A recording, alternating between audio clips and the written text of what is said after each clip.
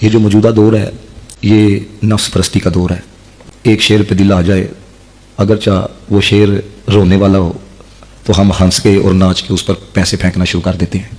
नफ्स परस्ती है ना जो दिल को लग जाए। अब बड़ा एक शेर पढ़ा जाता है, पिछले दिन मैं देख रहा था, वो शेर पढ़ा जा रहा था तो वो आगे से धमाले डाल के ना तो वो 500 के नोट फेंक रहा था। अब शेर पढ़ा जाता है जी, दुआ मंगया करो संगियो मुर्शिद ना रुस जावे, जिन्हां दे पीर रुस जांदे ओ जूंदे ही मरे रहंदे।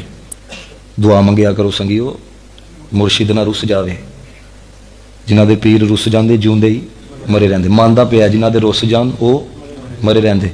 पीर रुस जाए तो बंदा मर जाता है, तो हुजूर रुस जानते।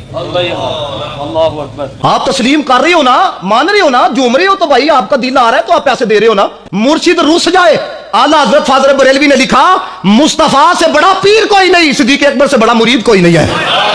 आज हजरत वाला अगर रुस जाए तो जींदे ही मरे, अगर वो रुस जाए तो फिर क्या हैसियत है, क्या बंदे की औकात है।